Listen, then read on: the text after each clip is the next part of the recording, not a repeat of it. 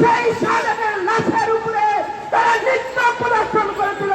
সেই ফ্যাসিবাদ বাংলাদেশের মানুষকে গলা টিপে ধরেছিল, মানুষের কথা বলার অধিকার ছিন্ন করেছিল, মানুষের ভোটের অধিকার ছিন্ন করেছিল। আজকে 24 আন্দোলনের মাধ্যমে ছাত্র জনতা আবারও রক্ত ঢেলে দিয়ে সেই ফ্যাসিবাদ মুক্ত করে আজকে আমরা মুক্ত বিহঙ্গ।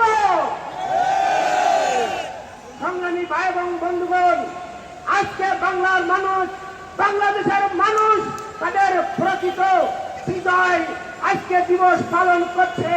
আমরা আজকের এই লাখো